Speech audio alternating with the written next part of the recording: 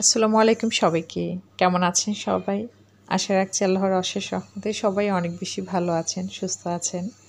এই প্রত্যাশা, এই শুভকামনায় আপনাদের সবাইকে আকন্দ হোমস ডায়েরির আরও একটি নতুন ভিডিও দেখার জন্য ওয়েলকাম জানাচ্ছি। আজকের ভিডিওটা দুপুরে রান্নার প্রস্তুতি থেকেই শুরু করলাম। সকাল থেকে ভিডিও শুরু করতে পারলে কেন জানি অন্যরকম একটা ভালো লাগা কাজ করে, কারণ সকাল থেকে কাজের ব্যস্ততা বেশি থাকে আর ব্যস্ত কাজগুলো ক্যামেরাবন্দি করতে সবসময় ভালো লাগে। তবে ওই যে কারেন্ট না থাকলে সেটা হয়ে ওঠে না। আমার ক্ষেত্রে এমন হয় কিনা জানি না, যেদিন আমি শ্যুট করব, মানে যখন শ্যুট করতে নেই ইদানিং মনে হচ্ছে যে কারেন্টে আমার সাথে একটু বেশি গেম খেলছে। আর যখন এই ধরনের সিচুয়েশান হয় তখন মনে মনে এটাই ভাবি যে হয়তো বা আমার ইচ্ছা শক্তির পরীক্ষা চলছে।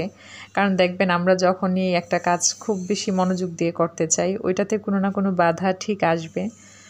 তো আমি রাতের বেলায় বেশ কিছু পেঁয়াজ ছুলে রেখে দিয়েছিলাম। ইদানিং আমি এই কাজটা করছি, আগেও করতাম, হয়তো বা অল্প স্বল্প করে পেঁয়াজ ছুলে রাখতাম। ইদানিং যখন আমি পেঁয়াজ ছুলি একদম পুরো 1-1.5 কেজি পেঁয়াজ একসাথে ছুলে নেই, ছুলে না ধুয়ে আমি নর্মাল ফ্রিজে রেখে দিই এরকম জারে করে।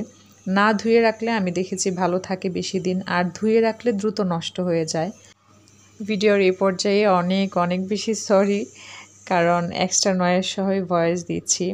পাশে কনস্ট্রাকশনের কাজ চলছে, টাইলস কাটছে মেবি, তো কিছু করার নেই, এই থামছে এই আবার শুরু করছে। আজকে দুপুরে রান্নার জন্য আমি কাঁকরোল কুচি করে নিয়েছি, কাঁকরোল ভাজি করব আর চিকেন করব। মাছ রান্না আছে, অল্প একটু মুড়ি ঘন্ট আছে, মানে কিছু সঞ্চিত খাবার আছে। সেই সাথে ডাল রান্না করে রেখেছিলাম। আমি তো ইদানিং বেশিরভাগ সময় এই কাজটা করছি, ডাল একটু বেশি করে রান্না করে দেন আলাদা আলাদা মানে করে ঠান্ডা করে ডিপে রেখে দেই। তো যাই হোক, রিসেন্টলি আমি আমার কিচেন ট্যুর ভিডিওতে, কিচেন ট্যুর বলতে এই বাসায় আসার পর যে কিচেনের ডিটেলস শেয়ার করেছিলাম, ওই ভিডিওতে এক আপু জানতে চেয়েছিলেন না, আমার কিচেন ট্যুর মানে এই বাসার কিচেন ট্যুর ভিডিও দেখতে চেয়েছেন। তো আপুকে বলবো, আসলে আমি অনেকবারই শেয়ার করেছি, আমার মনে হয় খুব ডিটেলসেই শেয়ার করেছি আমি। তাছাড়া আমি কিচেনে যখন কাজ করি কোন জিনিসটা কোথায় কিভাবে রাখি সেই ইন্টেনশন থেকে কিন্তু অনেক সময় অনেক ফুটেজ নিয়ে থাকি। তো যদি একটু নোটিস করেন আশা করি ডিটেলসে আসলে আমি শেয়ার করি কিচেনটাকে। তো তারপরেও যদি সম্ভব হয় ট্যুর আকারে শেয়ার করব, কারণ আমার এতটুকুন কিচেন রান্না করলে এদিক সেদিক পুরোটাই আসলে আমার মনে হয় যে চলে আসে। তো আমি অল্প একটু চিকেন উঠিয়ে রেখে দিয়েছি নাস্তা আইটেমের জন্য। আর আজকে যেভাবে চিকেনটা আমি রান্না করছি এটা আমার ভুল করে শেখা। ভুল করে বলতে অনেক সময় হয় না যে হাতে সময় থাকে না, চটজলদি কীভাবে রান্না করা যায় কোনো মতন করে দিয়ে দিলাম, দেখা যায় ওই রান্নাটা এত বেশি মজার হয় পরে বাচ্চারা বললেও আর মনে থাকে না যে ওইটা কীভাবে রান্না করেছিলাম। তো আজকে চিকেনটা যেভাবে রান্না করছি এটা এরকমই একটা রান্না, আজকে নিয়ে দ্বিতীয় দিন এভাবে করছি। এখন ভাবলাম যে পুরো রেসিপিটা নিজের জন্যই রেখে দেই, কারণ এটা এত বেশি মজার হয়। আপনাদেরকে তো বলি যে আপনাদের ভাইয়া চিকেনটা খেতে চান না, তো দেখা যায় উনিও মানে খুব পছন্দ করে, যদিও ওভাবে খায় না। তো এখানে সব ধরনের মশলা আমি মাংসর পরিমাণ বুঝে দিয়েছি। হলুদ গুঁড়া, মরিচ গুঁড়া, ধনিয়া গুঁড়া, জিরা গুঁড়া, তারপর 5 ফোড়নের গুঁড়া, দেন মেথি কালো জিরার যে একটা পাউডার আছে সেইটা, তারপর গরম মশলা গুঁড়া, আর এখন দিয়ে দিলাম আস্ত যে গরম মশলা, দারচিনি, তেজপাতা, এলাচ আর লবঙ্গ। এই রান্নাটা সরিষার তেল দিয়ে করলে বেশি মজা হয়, তো সরিষার তেল আজকে বাসায় ছিল না, একদমই অল্প ছিল, যার কারণে সয়াবিন তেল দিয়ে। তারপর আমি হাত দিয়ে খুব ভালো মতন মেখে, মানে অনেকটা সময় নিয়ে মাখার কাজটা করা লাগে। আর একটা জিনিস খেয়াল করলে দেখবেন আমার ভিডিওতে, মানে প্রায় সময় কিন্তু অয়েল জারে অয়েল থাকে না, এটা তেল যেন বেশি পরিমাণে না খাওয়া হয় কোনো কারণে, ওই জন্যে জাস্ট এতটুকুন আমরা চেষ্টা করি, মানে তেল অনেক বেশি করে আনি না, অল্প অল্প করে মানে তেলের বাজারটা করাই। তো যাই হোক, মাংসটা সব কিছু মানে হাতে মেখে দেন বসিয়ে দিয়েছি। মেখে বসানোর সময় আমি হাত দিয়েও পানিটা দিতাম না, কিন্তু আদা রসুনের পেস্ট একদম শেষ পর্যায়ে ছিল, তো ওই জারেরই অল্প একটু পানি দিয়ে দেন বসিয়ে দিয়েছি। প্রথমে ঢাকনা দিয়ে খুব ভালো মতন কষিয়ে নিব, অনেকটা সময় ধরে কষিয়ে নিব, দেন খুবই অল্প পরিমাণে পানি দিব ঝোলের জন্য।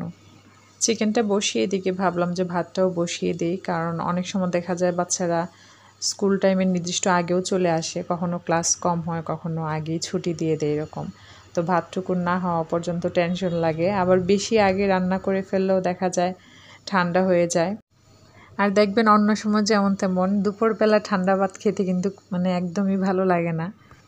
আচ্ছা, গত ভিডিওতে ফারজানা বৃষ্টি আইডি থেকে আপু কমেন্টস করেছিলেন, তুমি চুলা কিভাবে পরিষ্কার করো? আমারও এই চুলার স্টিলের ওইটা কি বলে জানি না, ওইটার কিছু কিছু জায়গায় মরিচা পড়ছে, ওইটা কিভাবে পরিষ্কার করব? আর চুলার চাবি দুইটারই শক্ত হয়ে গেছে, গ্যাস জ্বলে না, লাইটার দিয়ে চুলা জ্বালাতে হয়। প্রথমেই বলবো আপু কমেন্টসের জন্য আপনাকে অসংখ্য ধন্যবাদ। আর চাবির যে ব্যাপারটা, এটা আসলে যে কোনো একটা ইলেকট্রিক মিস্ত্রি দেখালেই কিন্তু ওনারা সুন্দর মতন ঠিক করে দিবে। আর আমি চুলা কিভাবে পরিষ্কার করি আমি চাচ্ছিলাম যে আজকের ভিডিওতে শেয়ার করব, কিন্তু আমার আসলে গত 2 দিন আগে একটা বেডরুমের সমস্ত ফার্নিচার এদিক সেদিক করার কারণে হাতে প্রচণ্ড ব্যথা, বিশেষ করে ডান হাতের তালুতে। মানে আমি আজকে আসলে অনেক কষ্ট করে কাজ করতে হচ্ছে, যদিও ওইভাবে ভিডিওতে বলা হয় না, কথা প্রসঙ্গে উঠে এসছে তাই বললাম। তো একদম যে কাজগুলো না করলে না সেই কাজগুলোই করছি।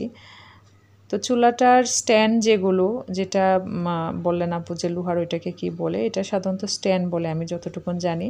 এটা যদি মরিচা ধরে যায় সেক্ষেত্রে যে কোনো একটা বলে গরম পানি দেন, ওইখানে বেকিং সোডা, লেবুর রস, তারপর হচ্ছে ভীম লিকুইড সব কিছু দিয়ে বেশ কিছুটা সময় ভিজিয়ে রেখে যদি তারের মাজনি দিয়ে মাজা যায় তাহলে কিন্তু খুব সুন্দর মতোই ক্লিন হয়ে যায়। তবে একদম পুরোপুরি যে ক্লিন হয় ওইরকম না, এটা আসলে একটা সময় মরিচা ধরবে বা একটু লালচে ভাব চলেই আসবে।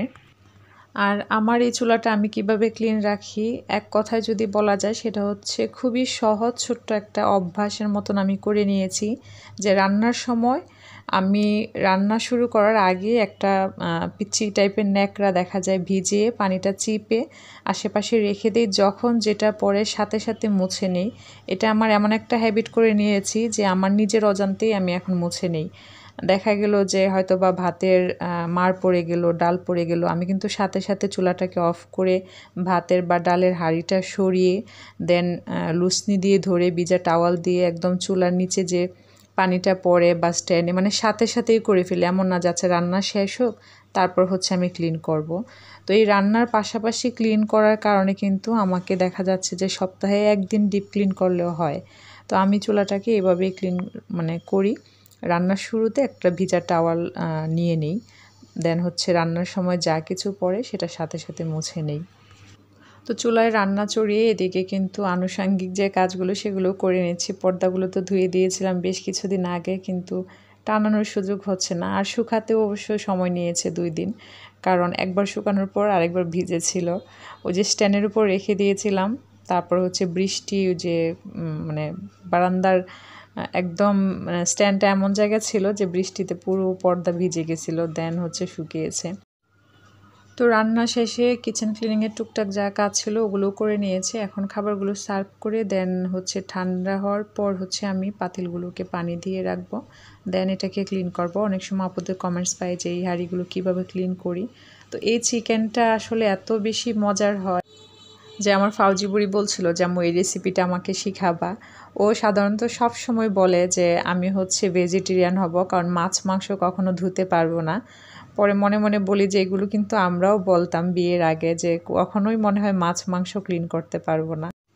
তো এখন হচ্ছে আমার সঞ্চিত খাবার বের করলাম, গতকালকে যে ডাল রান্না করেছিলাম সেইখান থেকে আজকের জন্য কিছুটা নর্মালে রেখেছি আর কিছুটা আমি ডিপে রেখেছিলাম। তো সেই ডালটাও বের করে রাখলাম। দেন হচ্ছে প্রতিদিনকার রুটিন, কাপড় চোপড় তো না ধুলেই না। তো আজকে অন্য কোনো কাপড় ওভাবে ধুইনি, জাস্ট আমি বেডশিটটা ধুইছি আর হচ্ছে জাহিনের স্কুল ব্যাগটা ধুইলাম। তো আসলে হাত নিয়ে খুব কষ্ট করে সবগুলো কাজ করতে হচ্ছে, বিশেষ করে ঘর ঝাড়ু দেওয়ার জন্য যে ঝাড়ুটা ধরবো সেইটুকুনও পারছিলাম না। তারপরেও একদম মনের জোরে কাজগুলো করতে হয়েছে। বেডশিটটা ধোয়াটা এতটাই জরুরি ছিল, কারণ বেডশিট আসলে আরও 2-1টা পড়ে আছে ধোয়ার জন্য। তাই ভাবলাম যত কষ্টই হোক একটা একটা করে এই কাজগুলো করে নিই, কারণ কিছু কাজ এমন থাকে যে কাজটা পড়ে আছে ওইটার চিন্তায় দেখা যায় পরে মাথা ব্যথা উঠে যায়। আর আজকের ওয়েদারটা ছিল এরকম, এই রোদ এই বৃষ্টি, আমি এগুলো নাড়ার কিছু সময় পরেই একদম বৃষ্টি চলে আসছে, যদিও ঝুম বৃষ্টি ছিল না। তো তো ভিডিওর প্রায় শেষ প্রান্তে চলে এসেছি। আমার ভিডিওতে আমার কথাবার্তায় প্লিজ যদি ভুল ত্রুটি থেকে থাকে আপনারা কমেন্টসে জানাবেন। আর যে আপুদের রিকোয়েস্ট ছিল আমার কাছে কিছু বিষয়ের, তাদেরকে বলবো প্লিজ আপনারা কেউ রাগ করিয়েন না। আমি যতটুকুন সম্ভব চেষ্টা করব।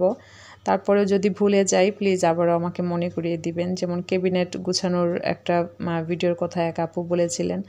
আর আমাদের সবার প্রিয় সালমা আপু, আমাদের ঢঙ্গি আপু, উনি তো হচ্ছে ডেজার্টের জন্য অপেক্ষায় ছিলেন যে আমি ডিটেলসে শেয়ার করব ওই 5 মিনিটের ডেজার্ট রেসিপিটা, সেটাও পারিনি। তো আপুর কাছে খুবই সরি, জানি না কবে পারবো।